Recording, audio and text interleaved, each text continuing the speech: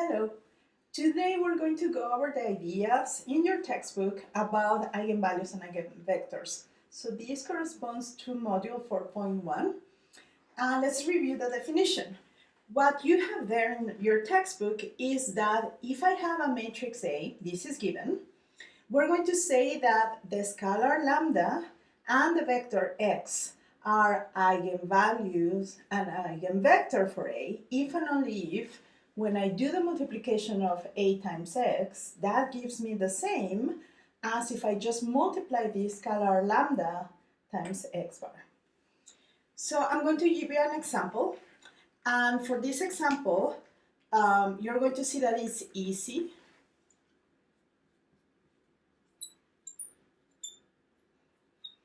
To check if a vector x, this should always be different than 0, is an eigenvector.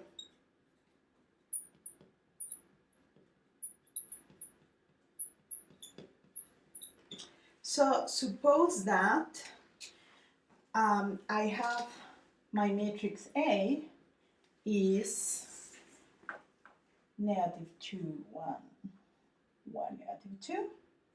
And by the way, this is an example in your textbook. Again, I'm just helping you to read your textbook.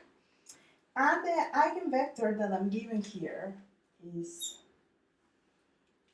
1, negative 1.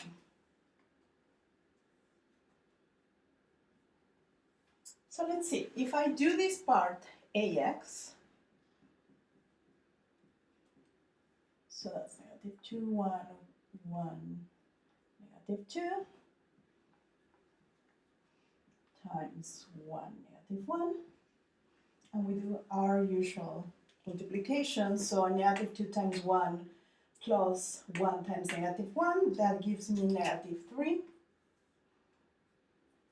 and then 1 times 1 plus negative 2 times negative 1, that gives me positive 3.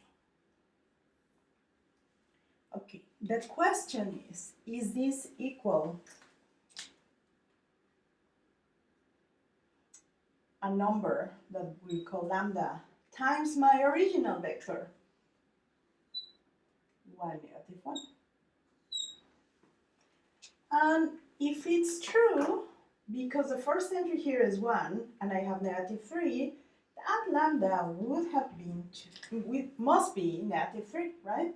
Because negative 3 times 1 will give me this negative 3, and now I check with the rest of the entries. In this case, I only have 2 entries, so negative 3 times negative 1 gives me indeed 3. So yes, we are going to say that lambda equals negative 3 is an eigenvalue.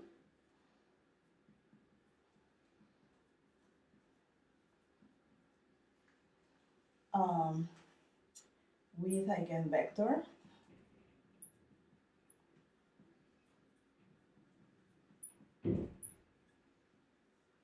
one negative 1 for A. So checking if a vector is an eigenvector for A or not is easy because we can always do this. We figure out what would it be our candidate for the lambda, and then we just check that indeed that works for all the entries. The same procedure is valid if we have a 3 by 3 or a 4 by 4 matrix. This still should work. So that's how you check if something is an eigenvector for a matrix. It's a bit more complicated if we don't know the eigenvalues. So the next, in another video, I'm going to show you how to figure out the eigenvalues. And once that we figure out the eigenvalues, I'm going to show you in another video how to compute the corresponding eigenvectors for that.